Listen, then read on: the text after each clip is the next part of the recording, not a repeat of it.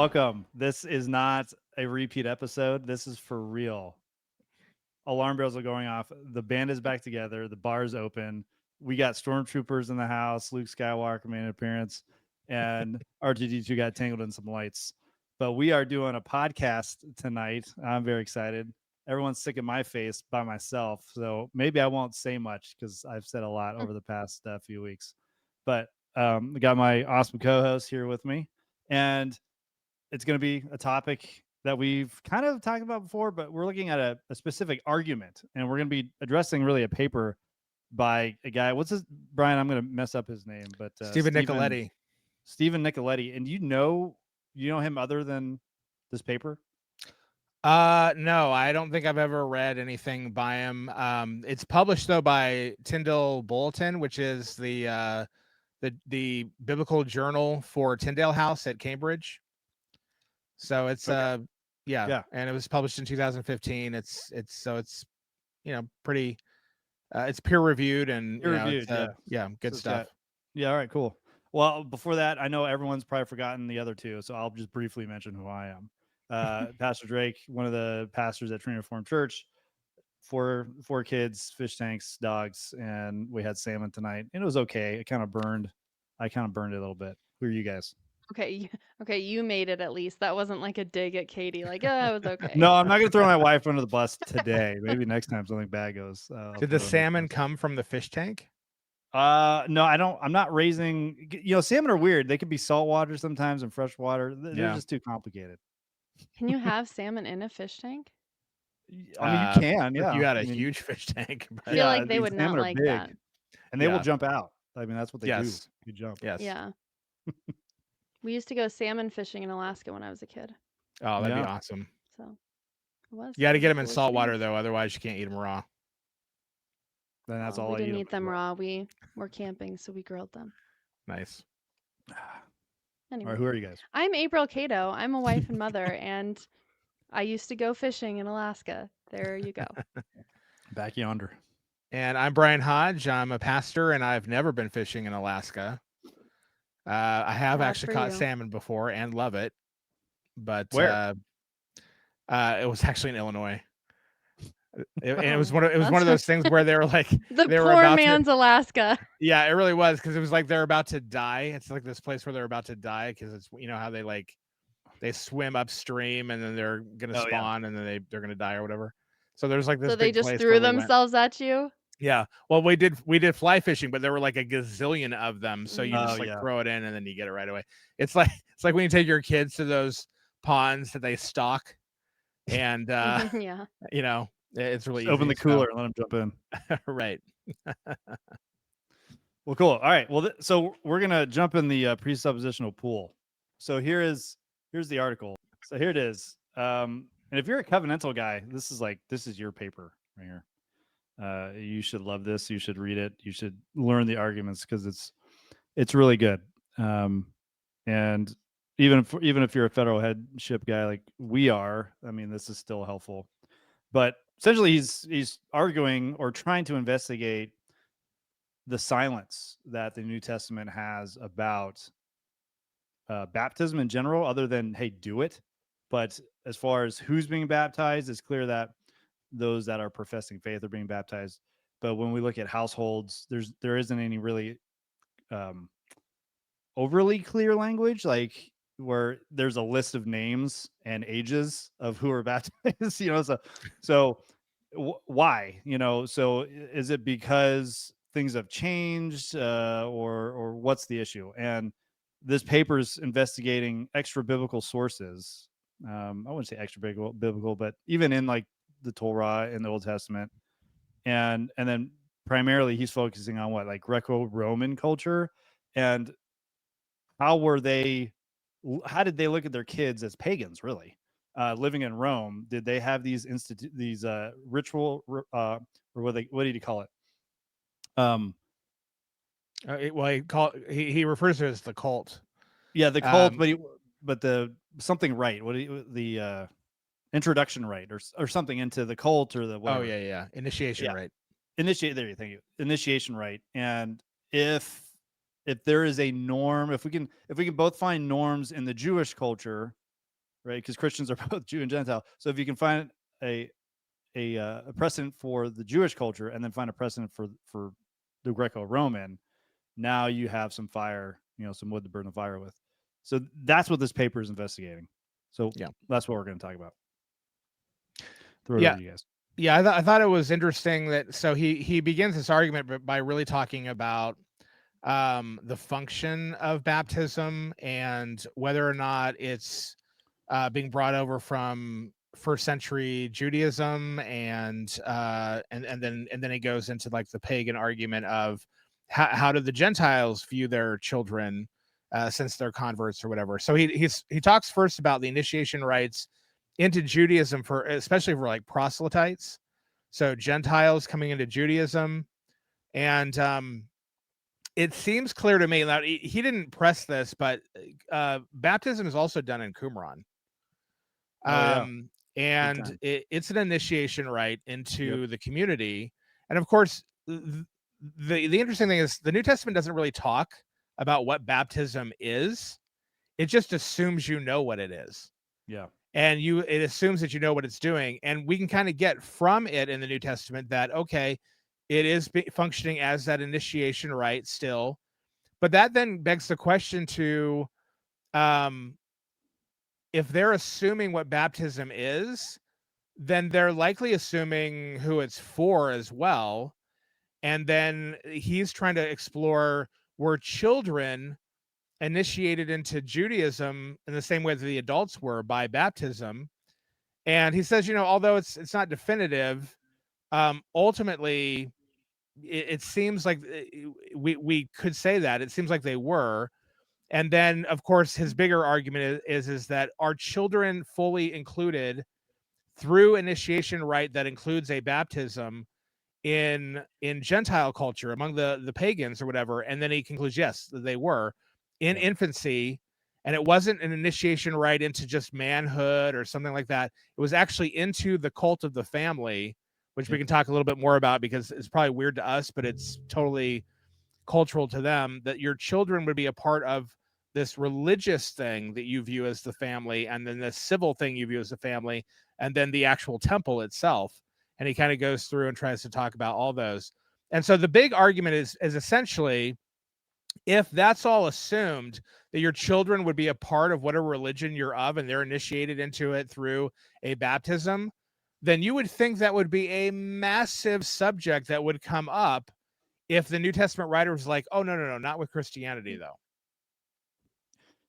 Yeah, and he does emphasize, if you've been initiated into a family, you're going to partake of everything the family's doing, and especially like in the Judaism side, he references the feasts. When do you go to the feasts? Like, when are you involved in it?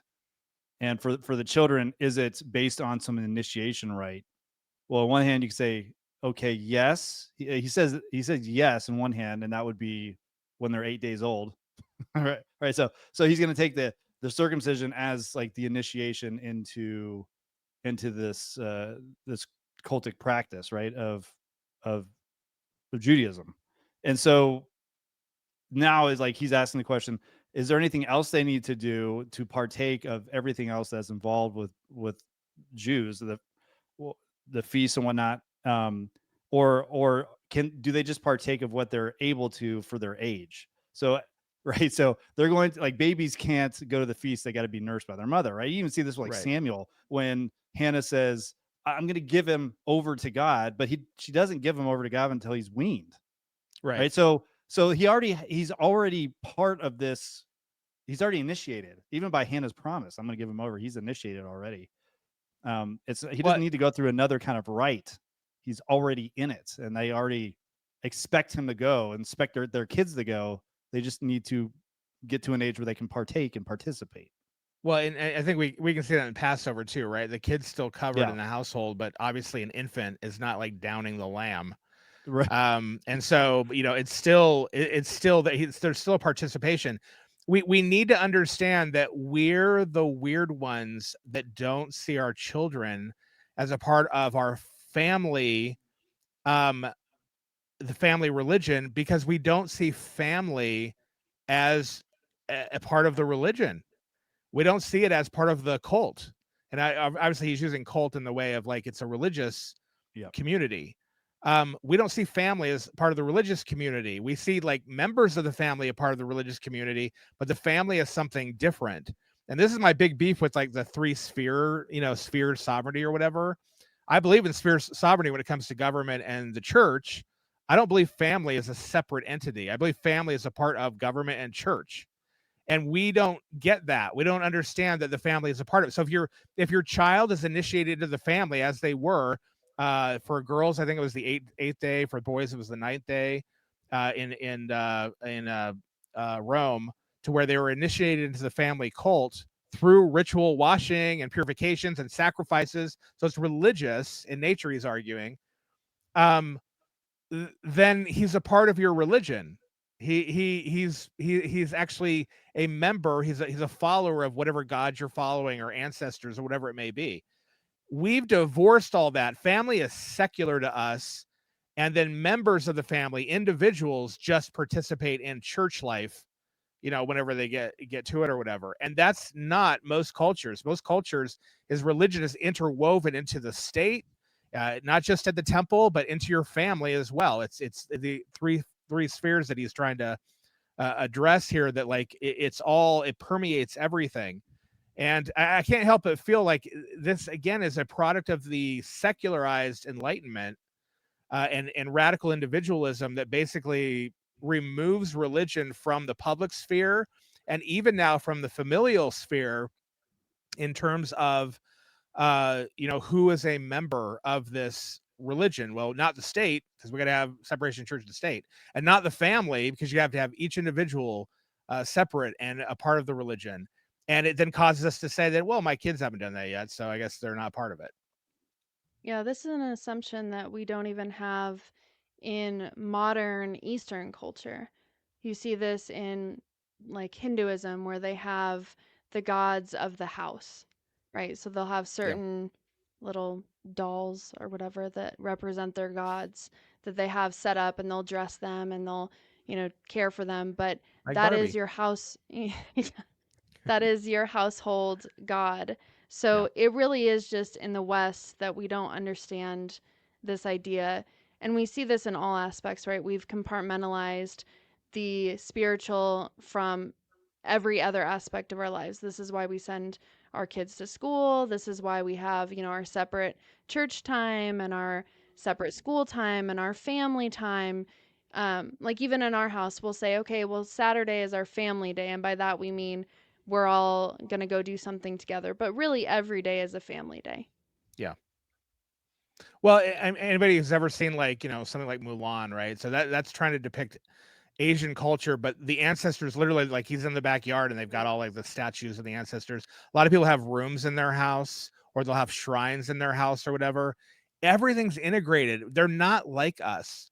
And so this is important because people are going to hear us talk about this and be like, oh, well, that's an argument from silence. It's like, no, no, no. It's not an argument from silence. What he's actually arguing, an argument from silence is like, well, I'm supposed to use forks on Tuesdays. And it's like, well, Paul didn't say that I had to, but he didn't say not to. And it's like, that's an argument from silence.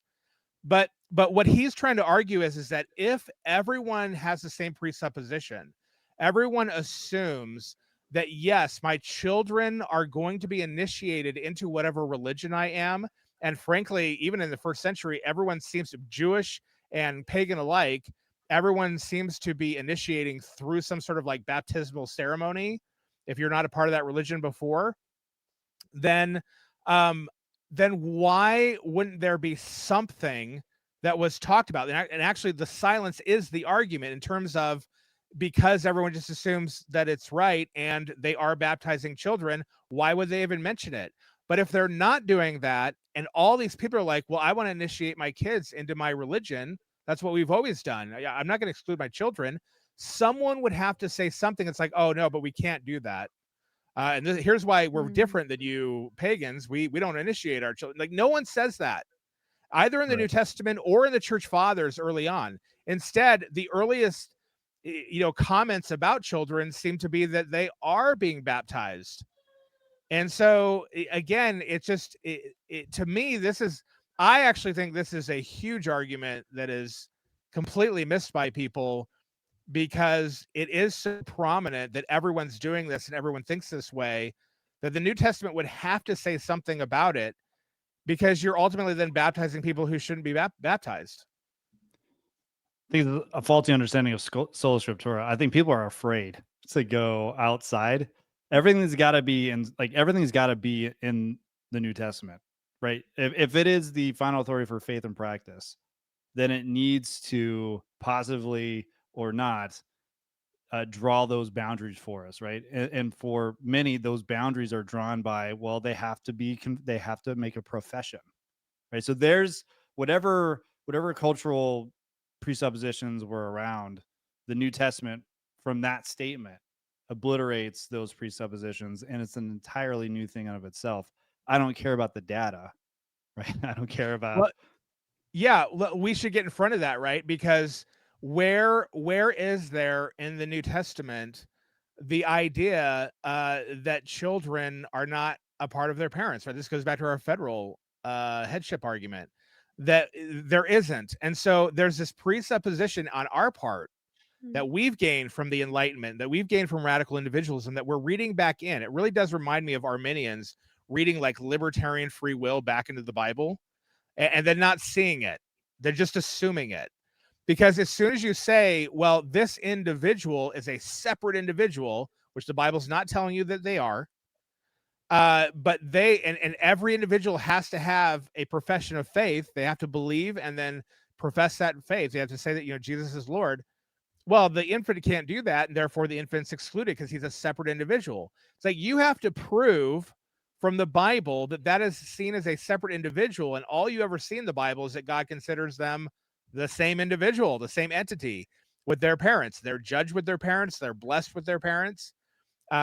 People bring Jesus the babies, the infants, and he blesses them, which again, as I've argued in the Gospels, blessing is salvation. It doesn't belong. He literally tells people not to throw their pearls before swine and give what is holy to dogs. And then he's going to bless unbelievers. That makes no sense. He's blessing the children of believers because they're one with believers. And so this to me is just, rather than going back and be like, oh, well, that's an argument from silence, I'd be like, well, you're silently putting your presupposition in. Check your presupposition. Can we talk about it as an example? Yeah.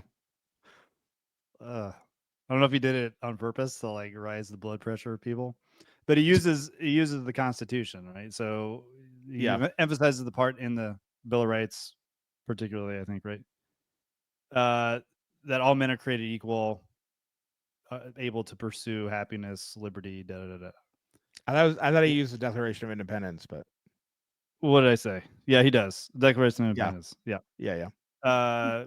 All men are created equal, pursue liberty, life, all that stuff. And if you just read the document, you would assume a lot of things about society around who's writing this, right? It sounds like whoever's writing this, everyone has this particular freedom, that the presupposition is this, right? Yeah. And we have the data, right? We have the data that says, no, actually, this statement doesn't comport with the reality, the presupposition around it, because the guy who even wrote this, he even numbers the slaves that he has. Yeah, 185 slaves. Yeah. So the guy that writes it, yeah. So it's like, well, if I'm going to use the argument of silence, I have to assume that Thomas Jefferson didn't have any slaves. Well, and they may also that this was primarily talking about landowners, right? Like it's not even that everybody has the same rights. It's pretty much the landowners have the right to vote and all that, all that sort of thing.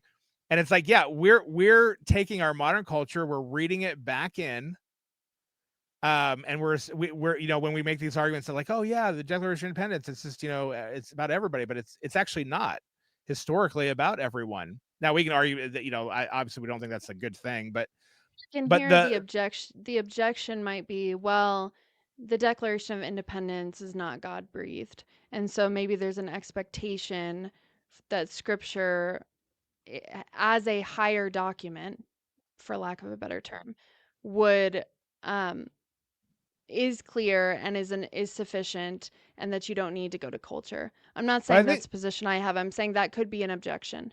I think everyone though has to admit that scripture actually is not clear, because when it says that, look, what's the number one debate? The number one debate is, oh, households are being baptized. Well, we don't know if there are infants in those households. And it's like, Mhm. oh, so okay, well, there's an ambiguity then. But Yeah. but even with, I think what he tries to do in the article and what I was trying to point out earlier is that baptism itself is not explained in the New Testament. It's just assumed. So if you want to know what baptism is, you're going, and that now everyone can be like, oh, it's dunking in water. No, but he's talking about functionality. Yeah, it's Like, how way is more it than that. functioning? Yeah. It doesn't tell you what it is. It doesn't tell you how it's functioning. You kind of, it's implicitly saying it. Like, obviously, people who believe they're being baptized. So it's kind of like you can kind of see, oh, it's an entrance into this thing.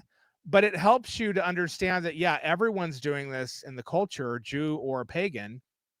And and it's an initiation rite to basically say, look, I'm being purified from the world that came before me. I'm entering into a new life now, into a new world, into a new culture, a new religious culture, and I am submitting to that and all of that. So I'm giving myself to a new life of this particular group or this particular person or whatever it may be.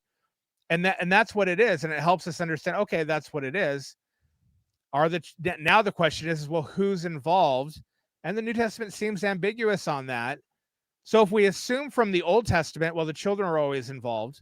We assume from Judaism, well, the children in conversion are always involved. And then we assume from the paganism, the whole culture around us, the whole world around us, rather than the assumption of radical individualism that, yeah, the children are involved, then you would just assume that everyone would believe the children are involved, and the New Testament writers or the church fathers or someone would have to put their hands up and be like, hey, you know what? Actually, I know this is completely radical, but we're going to have to make a change here. The children cannot be involved because they're separate individuals from you parents. I know that's completely radical, the way that everyone else in the world, religious or otherwise, views it. But we're gonna make that change, and only adults can be baptized. That is said nowhere, and that's the argument's making. It's the silence is deafening.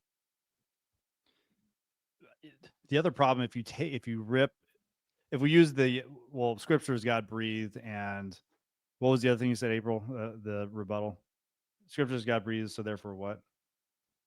Almost like I think there's a hesitation that people have in getting too far into cultural context, maybe because Yeah. they've seen it used in ways that promote liberalism, and so then they're just gun shy about doing this, and so there's this like, okay, well, I just want to stick strictly to what is on the page in black and white, and I don't want it to interact with culture at all, which is ridiculous because the Bible does interact with the culture around it. Well, I think also that, and I understand the hesitation. There are abuses of background information, but they're eisegetical in nature. So Yep. Yeah. this is really important. Every word in the New Testament has a cultural referent to it. And Big if we time. don't understand that cultural referent, we don't Yeah. understand what the word's saying. Yep. The Bible is not written in English. It's not written in the 20th century. Mm. It is written. So the words actually have meanings and reference that you have to go to their culture for. I mean, Now, that's the nature of language in right. general. Yeah. It's if you're going to Yeah. understand the language, you have to do that. If you just learn a Greek class and all you do is paste English words over the Greek, you're not reading Greek. You're I reading mean, English AI over the could do Greek. that for you, and it Well, wouldn't be a good translation. exactly. And it's not an understanding of the language. And you see this, most pastors do this because they don't actually know the languages.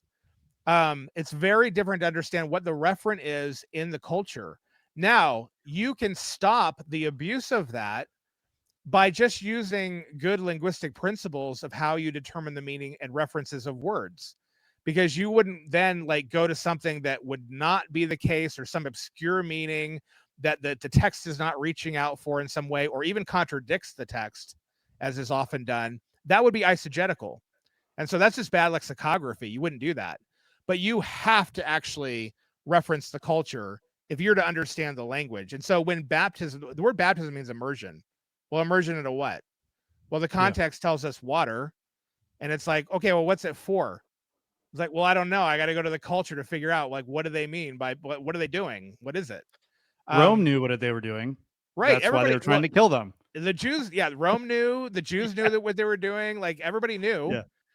We have to then figure out what it is, and Yeah. we have to know in order to figure out what the word baptism refers to, and that's everything. We have to do that with everything. So I understand the hesitation because liberals do eisegete, but it's the methodology they're using, not the fact that they're appealing to culture in order to understand the language. Yeah, and when you move that proper cultural context, and he gets into this at the end, he brings up anti-right, and I appreciate that he doesn't go full board anti-right, but there is the understanding that Christianity is, and he gets in I love how he even talks about Celsus and his mockery of Christians because Right. they kind of act like a nation. Like, Yep. bingo, there it is. So there's the problem, right? So Christianity is a nation. It's a spiritual one. Rome doesn't understand that. Rome just sees subversion. Oh, you're gonna worship somebody else over Caesar? You guys are gonna take, you're gonna turn into rebels. We always got to put down rebels. And so when you understand the nationalistic idea of Christianity being initiated into a spiritual kingdom versus the Greco-Roman understanding being initiated into a family cultus and then a city cultus and then The a region Caesar cultus, cult and the Caesar cults, all Jews. this, yeah, you're like, oh, okay, so the kids got to go somewhere. You know what I think one of the problems is that even reading that, like, think about what people are going to do if you tell them, yeah, Christianity was a threat to the nation because they function like a nation. They're going to immediately think how America works. Yeah, and it's like, oh, well, yeah, we'll function like a nation there, separation of church and state. It's not religious. It's completely secular. And it's like, no, Rome's not secular, dude. The world that they're in is filled with religion. They literally have idols all over the place because it's literally everywhere you go, and you must worship and pay homage to whatever God is in that city. Whenever you go to that city, you've got to do it in your homes with not only your particular household gods, and then you've also got to give some sort of worship to obviously the head of the gods, Zeus, Jupiter, and then and then you've got to give honor and pay homage to your ancestors as well. Like, it literally is. It's just, again, it's saturated with religion, so that when Celsus says, who's the argument? Origen? Origin, Or Justin yeah, I think Martyr? he's Origin. Either Origin's responding or it's a dialogue. Yeah, Is it Origen or Justin Martyr? Who's Justin Martyr? Justin Martyr's talking to it's Origin. Trifo or whatever. Yeah. So when he says you guys are functioning like a nation, that's what he's thinking of. He's thinking of this giant cult. Yeah. And then you guys are functioning that way too, as though people are being integrated, children are being born into your nation or whatever, instead of the Roman nation and whatnot. And when you understand that if you abandon the gods, if you don't pay homage to the gods, what happens to you? The gods get angry and then bad things happen, right? So if the Christians are going to abandon the gods, like, you're asking Rome to fall. That's basically what you're asking to these people, right? Well, can you imagine like worshiping a deity and again, understanding that their household is saturated with this religion? It's not secular like us. Worshiping a deity, and it's like, but I'll let my kids choose when they get older who they want to worship. So they don't have to worship my God or anything. That's like bringing your kid along to some like, diplomatic session, and he like flips off the diplomat or the president of another country.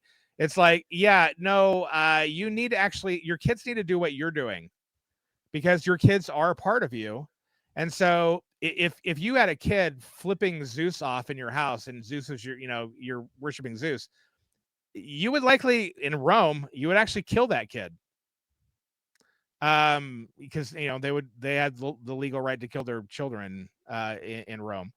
So like you would actually kill that kid for it, because that kid is to be a worshiper because he's part of your household. And it's the household worshiping, not just one guy, not just one woman, not just individuals, the household. This is why Paul in 1 Corinthians 7 can be like, hey, if the unbeliever agrees to, be a part of your household, Well, that's fine, because then your children will be holy. Well, why? Because you're all worshiping God. The household's worshiping God. Even if you have an unbeliever in here, the household's worshiping God, and the children are saints. Um, that's so foreign to us, and then we try to like, oh well, maybe that just means they're holy and that they'll receive extra, M&Ms in their candy basket at Easter. And it's like, what? No, it's talking about they're literally saints because they're a part of the household that worships God. And the spouse even is then possibly sanctified, made holy himself because of the household. That's the idea. It's not individuals worshiping God, it's households. And if someone in your household doesn't worship God, or they don't worship the deity you're worshiping, guess what? They're not going to be a part of that household. They're going to get kicked out or killed by some pagan. Yeah, this is still the case in the Middle East, and maybe not presently, but for instance, and I might have brought this up before, but like on Emmanuel's dad's birth certificate, because he was born, I mean, it would have been pre Zionist Israel. It was 1947. Hmm. Um, but on his birth certificate, it says nationality Christian. Hmm. So Yeah. there's still this understanding that, okay, well, we need to classify newborn babies. Are they Christian? Are they Jewish? Are they Muslim? There needs to be that classification on their birth certificate. There's Yeah. not this idea of like, well, we'll just kind of wait and see where are they going to go with. Um, and obviously they have a vested interest because they're trying to figure out who's a threat and who's not. So they want people to kind of go into these lanes. Yeah. But that is a part of their culture is okay, you're born Christian or you're born Muslim or whatever religion. You're a part of that religion. You know what I think feeds into this, and this could be a separate episode by itself, but I think you had the New Light Calvinists, like with the Puritans, and then suddenly you have all this revivalism taking place or whatever. I think this experiential, you must have your own personal emotional connection to God through this revivalistic moment or through this decision that you make, and you walk the aisle and you pray a prayer and all, like that idea that you become a Christian through some sort of experience then causes people to affirm this like Baptist theology, this individualistic theology that, well, yeah, but my infant doesn't have an experience like that. So how could he then, be baptized and partake of communion and be an actual believer? I mean, he doesn't have this experience. And it's like, I'm sorry, we're not saved by grace alone through experience alone. That's not what the Bible says. It's by grace alone through your allegiance, your household allegiance to Christ, and everyone in that ark of your household is saved. The flood's not coming in and just being like, oh, excuse me, you're a believer, so I'll drown. I'll not drown you, and you're not a believer, so I'm going to drown you. That's not the way it works. They're all on the ark with Noah. All the animals even are connected to him now on the ark, and nobody's going to drown because they're all going to be saved. And that's the idea, that it's the household. If you have a father, if you have a believing mother, it seems in 1 Corinthians 7, if you have a priest who is an adult in the household, and that adult, basically their religion is the religion of that household, everyone in that household is saved because they're connected to that individual. I absolutely believe that's true. And I think that is what Christianity has assumed from the beginning, which is why you don't have it anything else. The only time you have it to where, oh yeah, this person proves that they're not really of the household, they're not a worshiper, is because this woman went out and she committed adultery, or and she's just off with other guys, or this guy did this and that and the other thing, and he proves he's not a believer. But other than that, even if you're a part of that household and you're in a faithful united relationship with the person who's in a faithful united relationship with God, then it's viewed as, okay, well, you're a Christian household, all of you, and you all partake of worship toward God, and you all can be baptized, and you all can have communion, and you all, can partake in the life of the church. There is like the experience thing is definitely a problem. It's almost like a FOMO, a Baptist FOMO of Yeah. um I've heard this argument when I'll say, okay, my child is being baptized and it's like, but she's not going to have the experience when she's older. And it's like, Yeah. no, but years later, when I explain this to her, she'll look back, she can hear the stories, she can see the pictures. Plus, I have the experience of her being baptized. My other kids have the experience of her being baptized.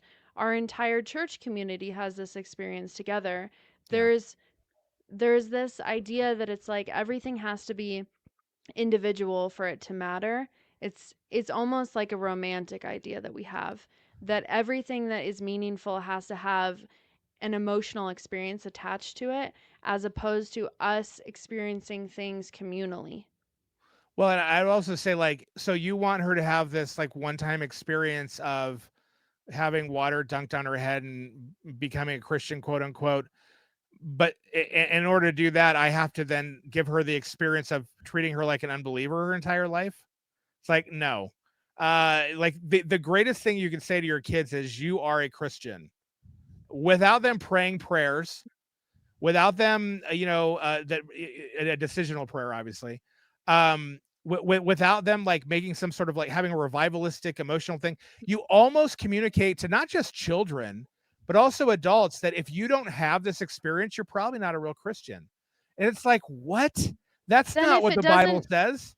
if it doesn't continue, then maybe you're not. Because this is something I feel like I've struggled with my whole life now. Yeah. Because I was baptized at 7 years old, and I remember writing in something for school about, oh, I was baptized and this was my experience of it.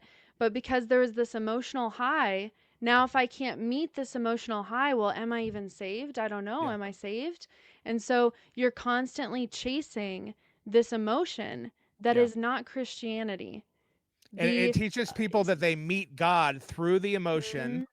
And if they're not having it, they're not meeting God. And it's like, no, the Bible tells you that you meet God by believing and obeying what he has said, that you meet him in the truth. That's where he's worshiped. If you believe that truth and you're seeking to obey him and live it out, you are a Christian. It doesn't matter how you feel about it. That's not an issue. And yet we are, in fact, kind of presupposing this idea that, by the way, is from Charles Finney, who believed that you needed constant revival because he believed this. He assumed that it was your meeting with God through these emotions. So you constantly need to come up with new things. What was the program that he used? I forget what it's called. It's like new something, I new don't know. measures or something. I forget what it is. But anyway, these new tricks and trades. This is where the mega churches get them to like employ, like get people to have these emotional experiences. And now we've taught this to our children that, well, it's not until you really have this emotional experience that you become a Christian. And now if they even become Christians at that point, and I believe they already are Christians, now they're going to all their life think, you know what, I'm up and down with my emotions and I'm not really feeling God today. And it's like, who cares? What does that have anything to do with Christianity? It's not biblical. So we're This is actually why teaching heresy to our children. this is why people get divorced, because there's this infatuation, Yeah. and then they think that infatuation is the relationship. Yeah. So then when they don't have that anymore, they don't actually know what real love is. It seems like a similar thing with Christians. It's like this is the infatuation that you get, and then you don't really know what the real relationship is, and then eventually you become apostate That's because why you every cannot every sustain that forever. every rom-com and every Disney princess movie ends with, and they all lived happily ever after right after they get married. So they have the Yep. beautiful wedding and everything's great. We just watched like While You Were Sleeping, and it ends with, Mm. like, oh, this is Oh, I great. And like he that took me movie. to, I know, my family loves it, but he took me to, where was it, Italy or something, or and it's like, oh man, everything's great, and you don't see like them fighting over stupid stuff, like him like putting his toothbrush in the wrong spot or whatever it may be, Over like. burned salmon. My wife ate it.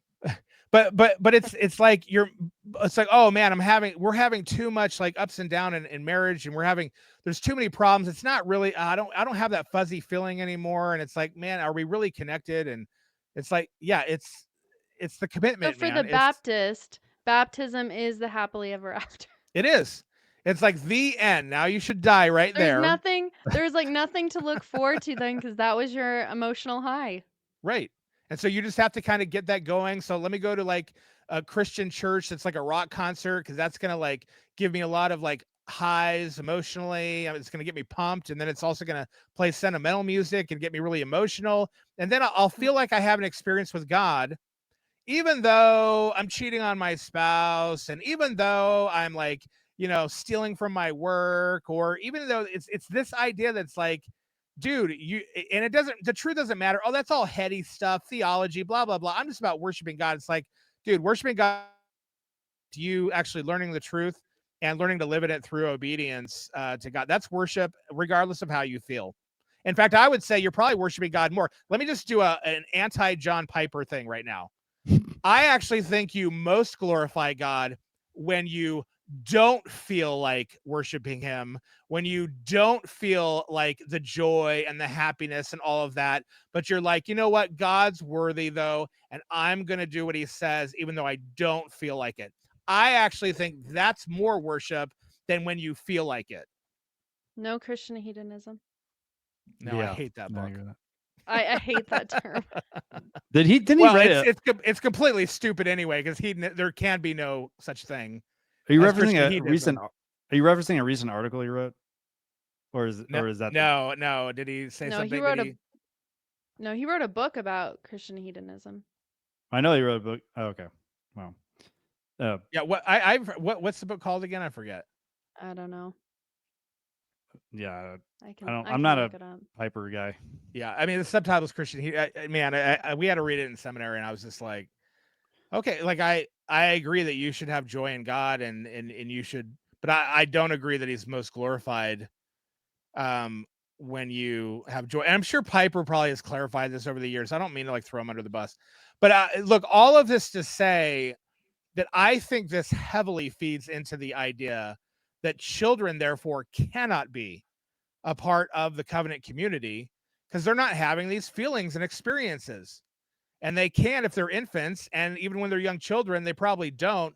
And so, are they really a Christian? And we almost like, when they have those emotional experiences, we're kind of like, yes, my Yeah, kid we made it. validate it. And it's like, I got to tell you, I have a kid who had an emotional experience at a concert and felt like, man, I don't almost feel like I wasn't, I took him to a Baptist church. This is my failure as a father for doing this. But he's like, I almost felt like I wasn't a Christian anymore, because he went away to like this camp and all that.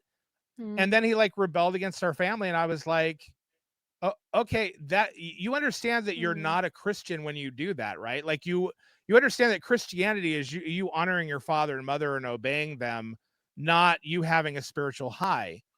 And so like, I'm just telling you, like, we're ruining our children by even letting other people communicate these ideas to them, and not countering them immediately and saying that's has nothing to do with Christianity. Even Jonathan Edwards had to write, his treatise on religious affections, right? Because he had to counter all this revivalistic stuff to let people know, hey, that's great that you're having experiences with God and all that. Just to let you know, though, that doesn't actually make you a Christian. It doesn't tell you that you are a Christian. And he goes through all this stuff that tells you you're not a Christian. And he ends with really saying, really the big thing that tells you if you love God's holiness. You love his otherness, how he's not like you, how he's good, how he's better than you, how he's perfect, how he actually, his law, even because it's not you, but you actually love him for that goodness. Only Christians really do that. So there are two things that stick out in the article, going back to like the presuppositions, both for Jews and for pagans. When you're looking at when do children actually, in the actual sense, participate and experience their faith?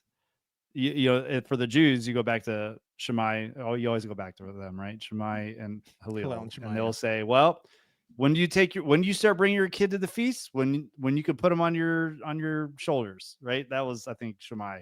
And then Hillel's like, "Well, no, when you can carry them by your hand, right? They can walk on their own, holding their like." There's experience. Like there is the actual like, hey, let's go. Like you said earlier, let's go to God and worship him in truth. This is where he's called us. We're going to go to the feasts. You're old enough now. You're already initiated way back then. And this is how you experience God. This is true experiential worship that God has called me to. And the pagan gets it right, because when he's talking about the children being initiated in the family cult, They're just not initiated and then stay home. They're doing all the temple stuff. They're like in the temple. They're Yeah. like making sure the idols are there and making sure everything is where it's supposed to be. You know, in our days, they're the candle boy, right? Lighting the Advent candles and stuff like that. Like those are the experiences that are fashioning them after their gods Yeah. and turning them into idols or images of that particular god that they're worshiping.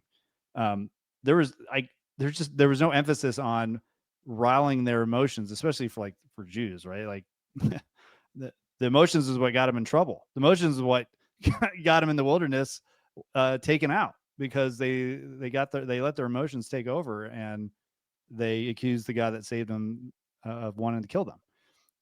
Well, I think it's also like when you read 1 Corinthians 7, though, and you approach it from everyone has to have an emotional experience, then your children can't be believers. Your spouse can't be considered a part of the covenant community. They don't have experience with Christ.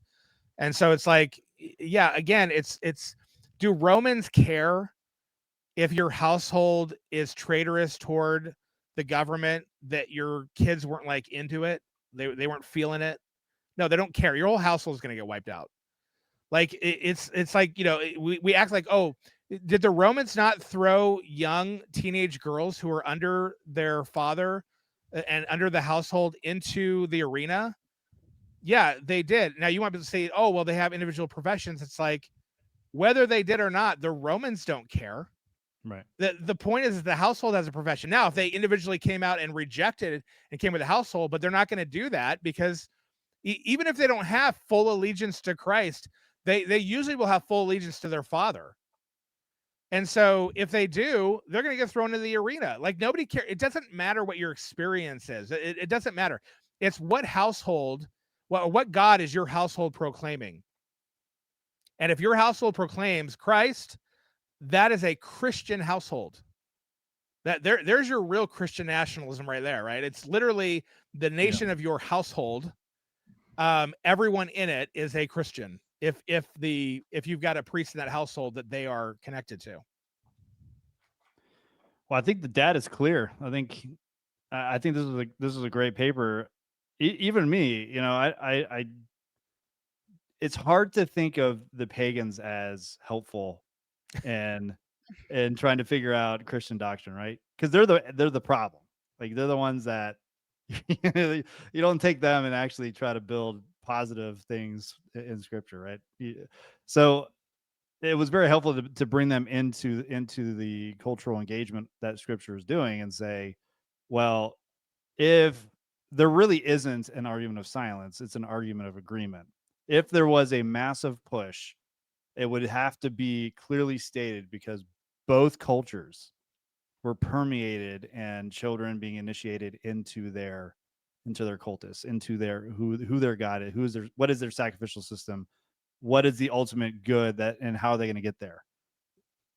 And so that was really helpful. I thought that was a good because we always get pushback from the Baptists, right? Like, it's just you're using the argument from silence thing again, right? And that's a fallacy. You can't do that. This is a helpful data point to say, well, true. Okay, I'm not arguing from silence now. I'm arguing from agreement. Yeah, let's just say what we did at the beginning, and I really want to distinguish this because I know people are gonna be like, that's an argument from silence. It's not. It's not. So here's the difference, right? And I noted the difference before, but if Paul says that he went from Jerusalem to an island, one of the islands in the Mediterranean, and doesn't say what he took, we all know it wasn't an airplane. We all know he didn't swim there. We all know that everyone's assuming he got on a boat. Everyone assumes he took a boat to the island. Now, you could be like, well, but Scripture doesn't explicitly say it, though, so it's an argument from silence. That's not an argument from silence. The entirety of the cultural background, the entirety of what is assumed is there if you're a part of that culture. The problem is we're not a part of the culture. So what Nicoletti's trying to do is just say, hey, if you can put yourself back in the culture, you'll realize you took a boat, everybody, and everybody knows it. And the same thing, if you could put yourself back in the culture when it talks about households being baptized, then everybody knows, oh, well, that includes the children.